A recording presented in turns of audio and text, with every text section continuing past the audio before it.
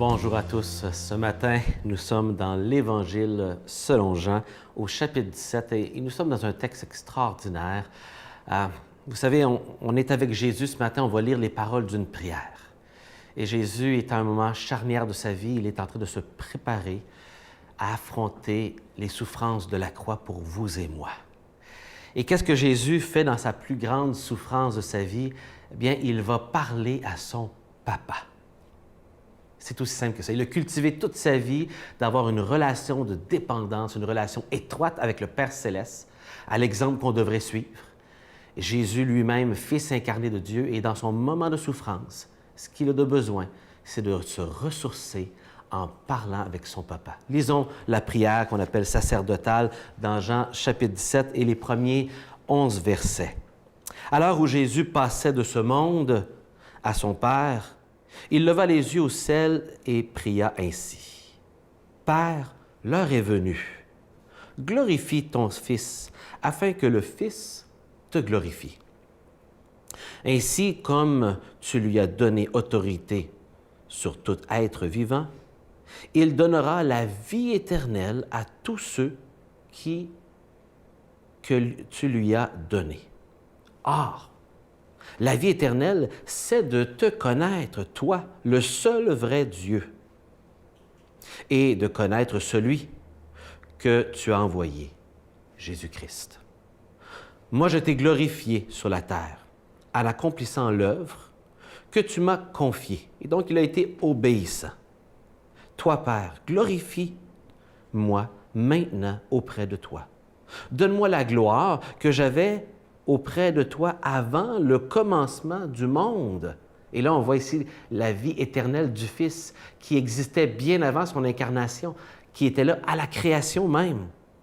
J'ai fait connaître ton nom aux hommes, que tu as pris dans le monde pour me les donner.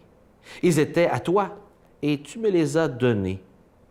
Et ils ont gardé fidèlement ta parole. Maintenant, ils ont reconnu que tout ce que tu m'as donné vient de toi, car je leur ai donné les paroles que tu m'as données. Ils les ont reçues. Ils ont vraiment reconnu que je suis venu d'auprès de toi, et ils ont cru que c'était toi qui m'as envoyé. Je prie pour eux. Ce n'est pas pour le monde que je prie, mais pour ceux que tu m'as donnés. Ils sont à toi, et tout ce qui est à moi est à toi, comme tout ce qui est à toi est à moi. Alors, relation père-fils très étroite. Et je trouve ma gloire en eux. Désormais, je ne suis plus de ce monde.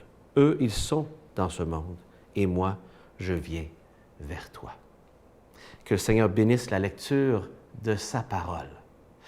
Et j'espère qu'elle vous fait du bien, cette parole, d'entendre Jésus qui parle avec son Papa. Quel modèle Jésus nous donne dans ces moments difficiles de se ressourcer dans le Seigneur. Et s'il le fait, c'est parce que c'était une seconde nature, une première nature pour lui, où tout le long de sa vie, quand ça allait bien, il parlait à son Père Céleste. Quand il cherchait conseil, il parlait à son Père Céleste. Et quand c'était difficile, bien naturellement, il allait à son Père Céleste. Nous, souvent, on est porté à parler à Dieu quand ça va mal.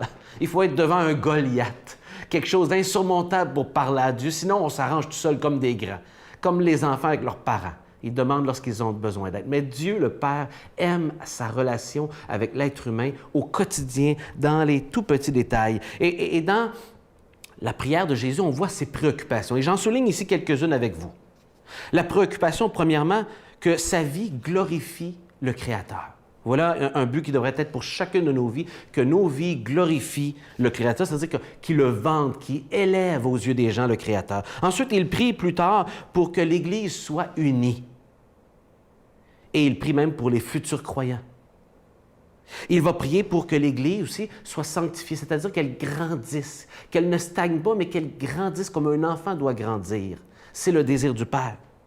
On voit aussi que la prière est aussi pour que les gens viennent qu'à croire en Jésus, qu'ils ont besoin de cette vie éternelle et que Jésus est ce moyen d'y arriver.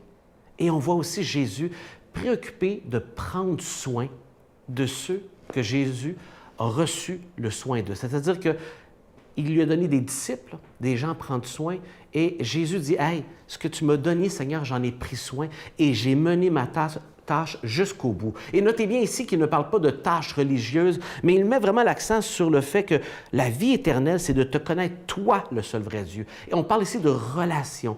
On parle de connaître Dieu. Et c'est ce que Jésus veut nous amener à faire, connaître Dieu. Et je vous pose la question ce matin, avez-vous cette relation avec Dieu? Avez-vous cette vie éternelle qui vient du fait que vous connaissez personnellement le seul vrai Dieu au travers de son Fils Jésus? Que le Seigneur vous bénisse.